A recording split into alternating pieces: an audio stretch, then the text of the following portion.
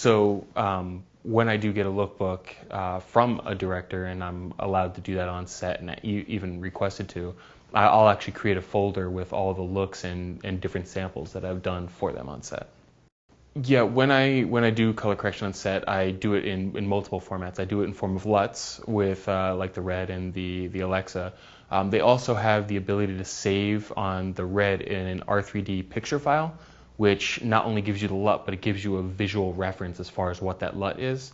And I'll also be able to save TIFF and PNG files. This way they can bring those files into programs like Photoshop and then create their own LUTs based off of that, because it keeps all the color data that you add to it. There are a few projects that I do. I work for one company in particular that they require that I have a vector scope and a waveform on set. And we do a live feed from both cameras where I monitor the white levels and the black levels to make sure it's not too high, too low. Because what they want to do is the video footage that they give their editing house, they want that footage to be exactly the way they end up putting it out. They don't want to have to go through color correction or anything. So they want everything burned in, and they want to make sure that they're hitting those highlights, that they're hitting those darks, and they're not blowing out and losing any media, or if they're not getting too dark and totally losing what's there. In commercials, the director is very much the biggest portion. The DP's done after they're done, you know. Very rarely do they actually get to supervise beyond that point, but then beyond when they're there on set and the lighting and all that stuff. But when I get a chance of pre-production, I try to go as bold as we can go, because nowadays with Resolve and being so inexpensive, is you have DPs who want this called finished dailies, which is dailies with tracking, with vignettes, 15 layers of color correction applied to the 6 hours of footage that they've rolled on for the whole day, and that's what they want. They want to see as close to a DI before the DI.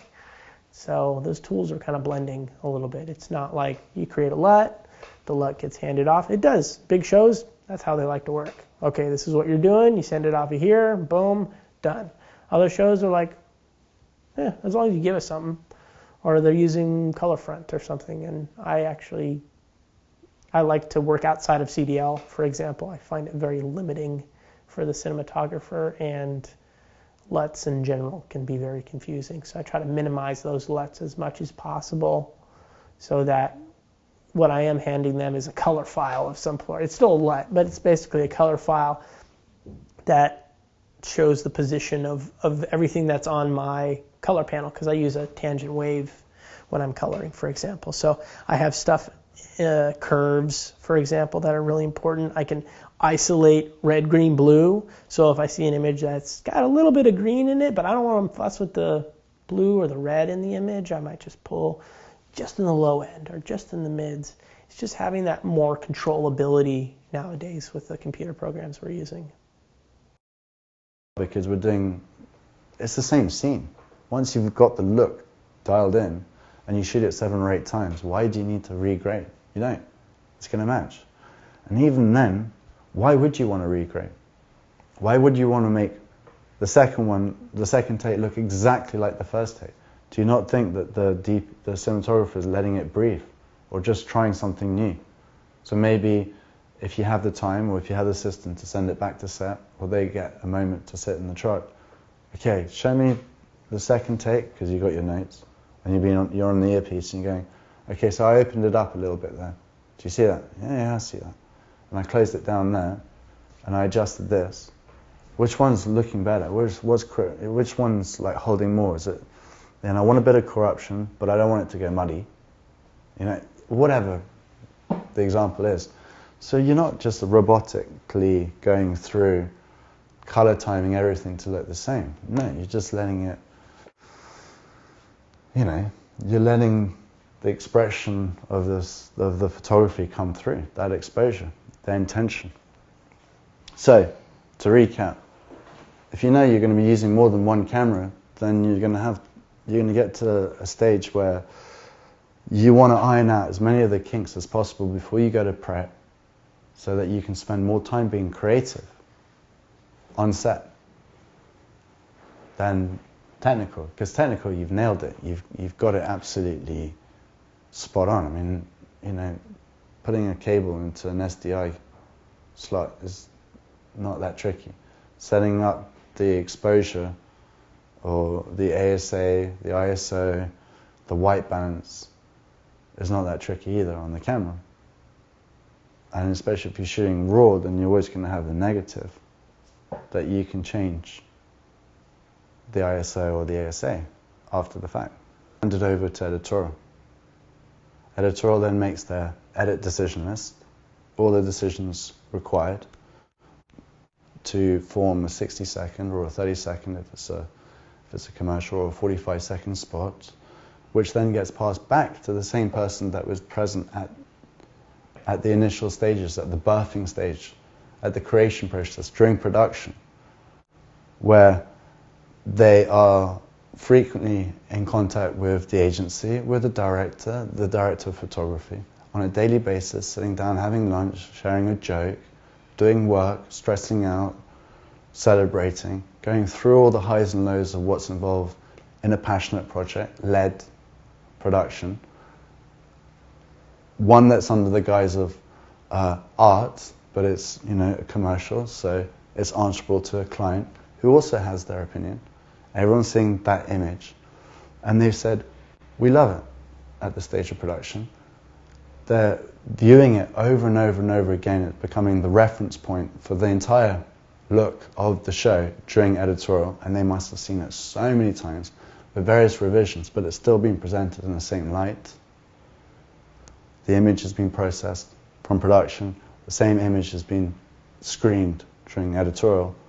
It would then make sense for that EDL to go back to the person who first created it and make the changes and the tweaks, because it's going to be faster and they're going to get what they want. And any comments or notes that are made are formed on the basis of what they're seeing during editorial. Let's do secondaries. Okay, so we start doing secondary color correction. Hopefully that relationship between the cinematographer and the DIT, or the on-set colorist, or whatever you want to call it, but in this case it's DIT, is such that they've already, he or she, the DIT, has already established a look or a series of looks. Is it primary or is it secondary? That's up to the relationship between the cinematographer and the DIT and what's needed for the job. Situation and on what you're seeing and what you're delivering, and then everyone gets together and the producer says, okay, so have we got it? Yeah, we got it. So you can assure the agency, do you want to get them to come and have a little look? Yeah, bring them on. What do you think, guys? Ah, it's looking great, it's looking great. And then all of that culminates in the fact that you've got the base, what you're laying down on your transcoded dailies, that's going to be your reference point from then on for the whole project. That's what editorial is cutting with. So having the ability to color on set and be recognized as a colorist outright, not just as a DIT, but DITs are also colorists because they're manipulating the image and they're forming looks. They're putting themselves into the picture, whether that's an interpretation of what the director of photography wants, or it's coming from them and they're suggesting it because the cinematographer is less experienced than a seasoned colorist or DIT. Whatever it may be, everyone has an opinion. So as soon as you see something on the screen, you form a subjective opinion on what you're seeing. It's like listening to a piece of music and you go, I don't like the sound of that. You know instantly. Or, wow, that's stunningly beautiful. You don't have to interpret what you're hearing, the technicalities, but you just know it makes you feel good. And that's true also of agency. That's also true of a director who might be more, he's a director that loves to be involved with his actors. He doesn't really care about the lighting as much as the cinematographer would, because he knows that it looks gorgeous and that's great, but he's just so focused on the acting. But still, everyone has an opinion about what they're seeing, how they feel when they see something. It either looks right or it doesn't, or it can look better. So the value of having someone who is channeling all these personalities and opinions, and it's been funneled into their system and their heart, their mind, you know, their technical ability, their artistic flair, the way that they interpret and they communicate with all of these personalities, is that he or she, as a DIT or as a colorist on set, can make sense of it all and produce an image that everyone will feel confident that that best represents the collaboration of all these people. The final stage, which is really cool, is when you do your final color. So you don't need to reload all your raw media because you've already got it on your system if you've got a large enough storage facility. You don't need to reapply any of the grades that you've done because they already reconnect because they're on your system. You just conform and then you look at it. And if you're fortunate enough to live close to the DP, or the DP trusts you and the director trusts you and the agency trusts you or editorial trusts you, which they will, of course, because you've already got this far, then you can output versions for both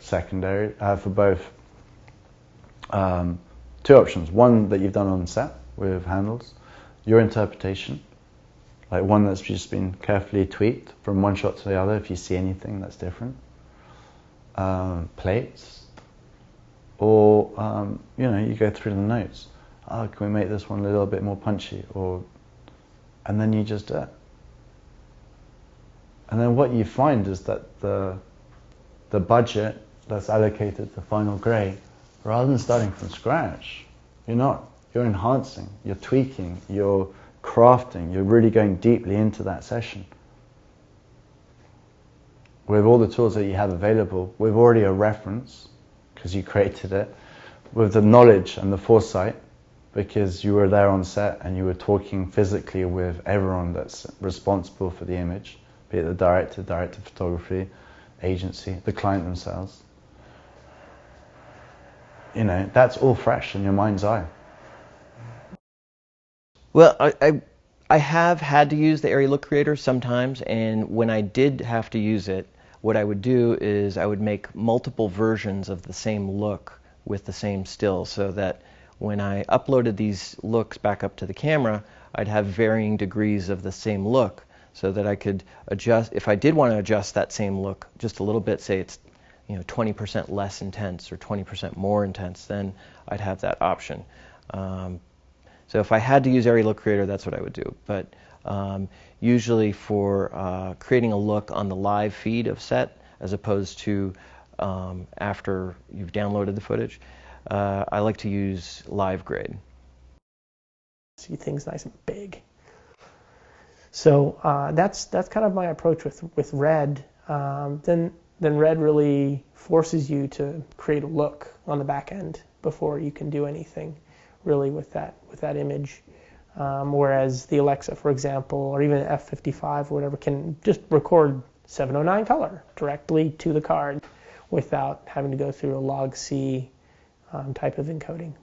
Absolutely. And in some version of log, from Panalog to Red log to log C to S log, it is all logarithmic, but how that log is interpreted is very different as well from manufacturer to manufacturer, and also within the manufacturer as well. Like Sony, for example, has they have S-Log 1, which is not 1, it's just S-Log. They have S-Log 2 and they have S-Log 3.